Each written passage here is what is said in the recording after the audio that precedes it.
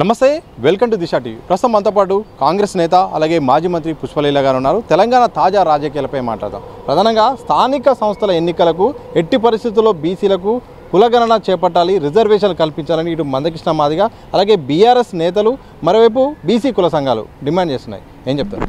ఇప్పుడు అదైతే 10 ఏళ్ళు మోదీ గారు ఉన్నప్పుడు జరగలేదు. అసలు యాక్చువల్గా అప్పుడున్న కేసీఆర్ ఏం చేశారు? చేయలేదు. నిజానికి కూడా జరగడం అనేది మంచిదే ఒక అందుకు. ఎందుకంటే లోకల్ బాడీస్లో అన్యాయం జరుగుతూ ఉంది, పాపులేషన్ ఎక్కువ ఉంటుంది, బీసీలు అందరూ కూడా చాలా వాళ్ళకందరికీ అన్యాయం జరుగుతూ ఉంటుంది. అందులో అన్ని కులాల వాళ్ళకు కింది స్థాయి వరకు కూడా అధికారాలకు వెళ్ళాలి. స్వాతంత్రం వచ్చి ఇన్ని సంవత్సరాలు అయినా ఇంతవరకు అది జరగట్లేదు. అధికారాలు మారిపోతున్నాయి కానీ పార్లమెంట్లో కానీ ఇవి చట్టంలో కానీ చేయడానికి ఎవరు కూడా ముందుకు రావట్లేదు. సో ఇవన్నీ కూడా పొలిటికల్గా ఆపిన సంగతులు. కానీ ఇప్పుడు కృష్ణమాది గారు ఒక బీజేపీ లెవెల్లో తన గళాన్ని ఆయన పర్సనల్గా ఎస్సీల గురించి అడిగింది ఏముందో, మొన్న ఆయన ఎస్సీల గురించి కేంద్ర ప్రభుత్వం మోడీ గారు మాకు ప్రామిస్ చేశారు, వర్గీకరణకు సంబంధించి ఒక లెటర్ ఇచ్చాడు. ఆ లెటర్ కూడా ఏవైతే ఉన్నాయో అందులో మామూలుగా అయితే అది మామూలు పేపరా లేకపోతే దానికి ఏ లెవెల్లో అధికారాలు ఉన్నాయి, అది ఆ కమిటీకి ఎంత వాల్యూ ఉంది అన్నది మా అందరికి కూడా తెలుసు. సో అది అవన్నీ లేదు. రోజుకు ఒక కొత్త రాగం, ఆ కొత్త రాగాల్లో ఎక్కడ ఓటు బ్యాంకు తీసుకుపోయి వాళ్ళకి కలపాలన్నది ఆయన ఒక ఇంటెన్షన్. సో నిజంగా బీసీల మీద ఉంటే ఆయన ఇన్నాళ్ళు ఎందుకు చేయలేదు? ఒకటి, ఇప్పుడు బీజేపీలో ఉండి కూడా ఆయన బీసీ వర్గాలను కూడా వాళ్ళకి అప్పచెప్పాలి, ఓటు బ్యాంక్గా మార్చాలనేది ఇక్కడ ఒక కుట్ర. First point. రెండవది, బీసీలకు నిజం కూడా అన్యాయం జరుగుతుంది. ముఖ్యమంత్రి గారు కూడా దాని లెవెల్లో చర్చిస్తున్నారు. డెఫినెట్గా బీసీలకు సంబంధించిన వర్గీకరణ, జనగణన జరగాల్సిన ఏవైతే అందులో కూడా ప్రాబ్లమ్స్ ఉన్నాయి. మా వర్గీకరణ విషయం ఎట్లయితే ఉందో అందులో కూడా చాలా ప్రాబ్లమ్స్ ఉన్నాయి. ఆ ఇష్యూలు ఎన్నేళ్ల నుంచి నలుగుతూ ఉన్నాయి. సో వాటిని అనేసి కులగణన ఏదైతే ఉందో వాళ్ళకి పాపులేషన్ పరంగా ఎవరు ఎంత ఉన్నారు అనేది స్టాటిస్టికల్గా మన దగ్గర ఉంటే ఎవరికైనా న్యాయం చేయాలంటే ఎవరు అట్టడు స్థాయిలో ఉన్నారు, ఎవరు ఆర్థికంగా బాగున్నారు అనేది ఒక రిజల్ట్ వస్తుంది. దాన్ని బట్టి వాళ్ళకి ప్రభుత్వ పరంగా ఈజీ అవుతుంది. సో పరిపాలన కూడా మంచిదే కదా. రేపొద్దున రిజర్వేషన్ విధానాలు మారుతాయి. ఎప్పటి నుంచో ఉన్నది రిజర్వేషన్ ఎవరికి వాళ్ళు మార్చుకున్నారు గతంలో. అట్లా కాకుండా పాపులేషన్ ఎక్కడెక్కడ ఉంది, బీసీలది ఎక్కడుంది, ఎస్సీలది ఎక్కడుంది అనేది మనకు క్లియర్గా తెలిసిపోతుంది. అట్లాగే ఉమెన్ రిజర్వేషన్ గురించి కూడా. సో ఇవన్నిటి కూడా అవి తప్పకుండా చేయవలసినవే, కానీ వీళ్ళు చెప్పినంత మాత్రాన చేసే పరిస్థితి కాదు. సో వీళ్ళంతా అప్పుడు పడుకున్నారు, ఇప్పుడు నిద్రలేసి అడుగుతుంటే మరి బీసీలకు తెలీదా వీళ్ళు ఎంత చేశారు? అలాగే ఆర్ కృష్ణయ్య గారికి తెలీదా ఎవరెంత చేశారు? సో ఇవన్నీ కూడా జరగాలి అంటే కేంద్ర ప్రభుత్వంలో జరగాలి అండ్ రాష్ట్ర ప్రభుత్వాలు వీటికి సహకరించాలి. ఇది దేశవ్యాప్తంగా జరుగుతున్న బీసీలకు సంబంధించిన ఇష్యూని కూడా మనం సాల్వ్ చేయడం అనేది చాలా మంచిదే, పరిణామమే. ప్రజాస్వామ్య పద్ధతిలో అందరికీ న్యాయం జరగాలి. జాతీయ ఉత్పత్తుల ఏవైతే ఉన్నాయో ప్రజలకు సంబంధించిన జాతీయ సంపద కానీ ఏవైనా మూలాలకు కానీ అధికారం కానీ అంబేద్కర్ విధానం లోపల అట్టడుగులు ఉన్న వాళ్ళకి అధికారాలు వెళ్ళాలి. రాజ్యాంగపరంగా చెందవలసిన అన్నీ కూడా వాళ్ళకి రావాలి. అందుకనే సంక్షేమ దేశమైన మన భారతదేశంలో రాష్ట్రాల పరంగా ఎవరికి చెందని వాటాలు వాళ్ళ రూపంలో వెళ్ళకపోతే చాలా నష్టం జరుగుతుంది ఇప్పటివరకు. సో ఇండిపెండెన్స్ వచ్చి ఇప్పటివరకు కూడా జరగలేదు. సో ఇది పెద్ద పని కూడా కాదు అనుకుంటే. ఇందులో రాజకీయ గోళాలే చాలా ఉన్నాయి కాబట్టి దీన్ని ఆపేశారు, అంతే తప్ప ఇంకేం లేదు. రేవంత్ రెడ్డి గారు ప్రతి విషయాన్ని అన్నది చేస్తారు. డెఫినెట్గా కాంగ్రెస్ పార్టీకి ఆ చిత్తశుద్ధి ఉంది. డెఫినెట్గా వాళ్ళ కోసం మేము చేయటం లేదు, ప్రజల కోసం ఏది న్యాయమో ఏది ఎప్పుడు చేయాలో మాకు బాగా తెలుసు. సో మరోవైపు హైదరాబాద్లోని ఏపీ మాజీ సీఎం జగన్ ఇంటి ముందట ఉన్న కొంత ప్లేస్ని మాత్రం జీహెచ్ఎంసీ అధికారులు అక్రమ కట్టడాల పేరుతో కూల్చివేశారు. ఇదే నేపథ్యంలో ఇంతకాలం కూల్చివేయింది ఇప్పుడు ఎందుకు కూల్చివేస్తున్నారు? చంద్రబాబు డైరెక్షన్లోనే రేవంత్ రెడ్డి నడుస్తున్నారన్న కారణం చెప్తూ కూడా ట్రోలింగ్ నడుస్తుంది. ఏం చెప్పారు? ఏమప్పా ఈ టీఆర్పీల కోసం ఎవరికి దోచింది వాళ్ళు మాట్లాడుతూ ఉన్నారు. రేవంత్ రెడ్డి గారు ప్రతి దాన్ని తీసుకొని చూడడమా, ప్రజలకు ఇబ్బంది కలిగేది జీహెచ్ఎంసీ పనులు నిర్వహించడమా? దాని విధులు అది చేస్తూ ఉంది.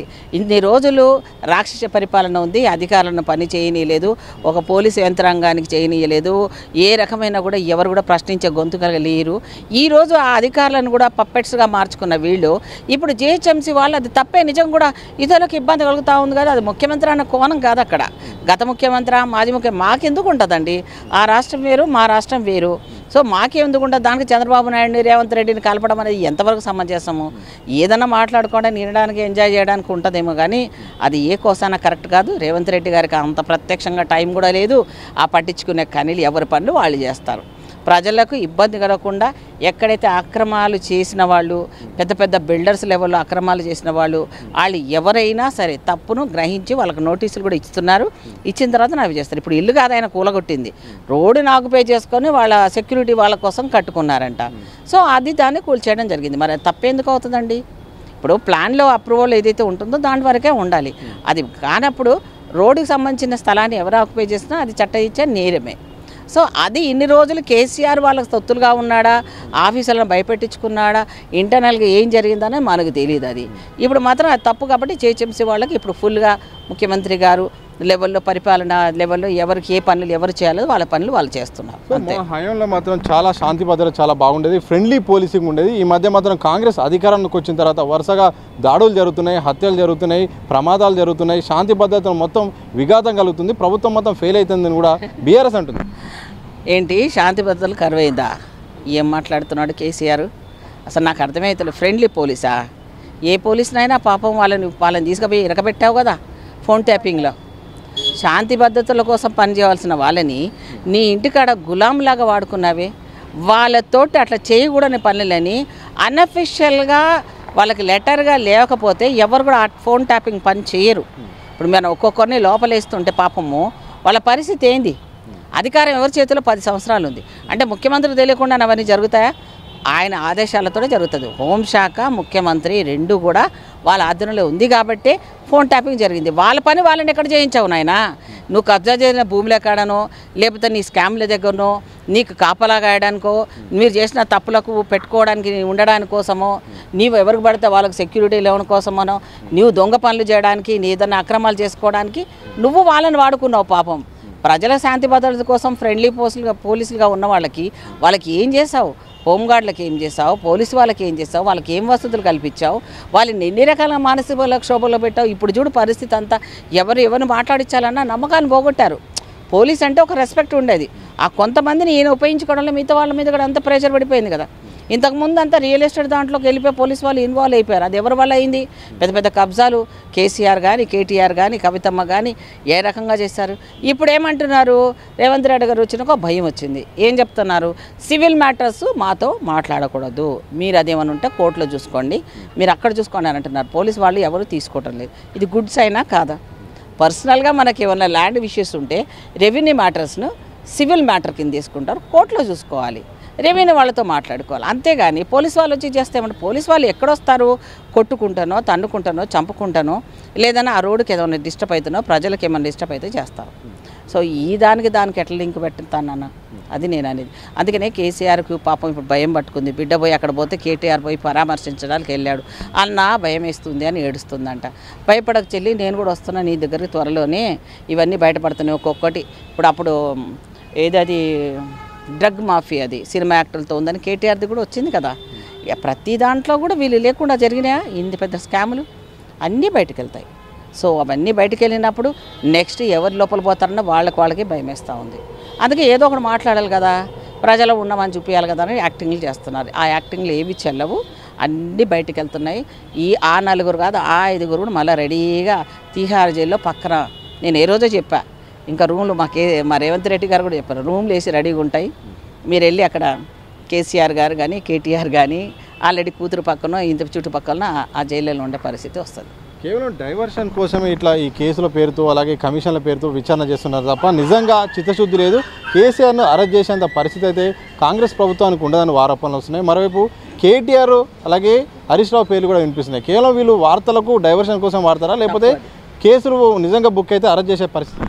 ఇప్పుడు ఎవరి పని వాళ్ళు చేయాలంటే, ఇప్పుడు ప్రజలు ఎలా ఉంటారంటే, అప్పుడు ఆ మధ్యలో ఒక సంఘటన జరిగింది, మీకు తెలుసుందో తెలియదు. అమ్మాయిలు ఎన్కౌంటర్ రేప్ చేసినప్పుడు రేపులైన అమ్మాయిలని 4 అబ్బాయిలను వరంగల్లో అదే అమ్మాయిల రేపు సంగతుల్లో ఎన్కౌంటర్ చేశారు పోలీసు వాళ్ళు, సజ్జనార్ గారు అప్పుడు ఏమన్నారు? ఫస్ట్ డే జనాలు చాలా బాగా చేశారన్నారా?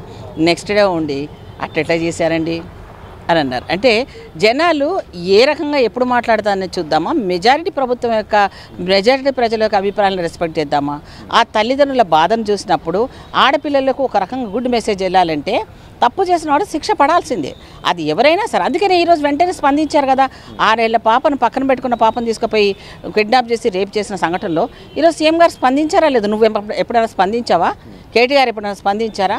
ఇవన్నీ వాళ్ళు పట్టించుకున్నారా? రక్షణ ఉండిందా ఆడపిల్లలకి? అసలు ఇప్పుడు మాట్లాడితే అర్థం ఏమైనా ఉందా? సో అందుకనే నేను ఏమంటున్నానంటే, శాంతి భద్రతలు ఎక్కడ పోలేవు నాయనా, అందరూ శాంతిగానే ఉన్నారు. మీలాగా దోచుకున్న ఏమన్నా ఇంకా సరిపోకుండా ఇంకేమైనా మిగిలిన ఏమైనా ఉన్నాయేమో దానికోసం మళ్ళీ ఎలక్షన్స్ వస్తే కాచుకుందాం అని ఉంటున్నారేమో. కానీ ఏ ఎలక్షన్ రావు. అసలే మొన్ననే 0 అయిపోయినాం. దుకాణం బంద్ చేసుకొని ఆల్రెడీ ఆ బీజేపీకి పనిచేశారు, మీ ఓట్లంతా డైవర్ట్ చేసుకున్నారు. పోయి ఆ బీజేపీలో పోయి ఉంటారా, లేకపోతే దుకాణం బంద్ చేసుకొని ఉంటారన్నది మీరు ఆలోచించుకోండి. మా రేవంత్ రెడ్డి మీద మాట్లాడడం కానీ, మా కాంగ్రెస్ పార్టీని మాట్లాడే కానీ మీకు అర్హత లేదు.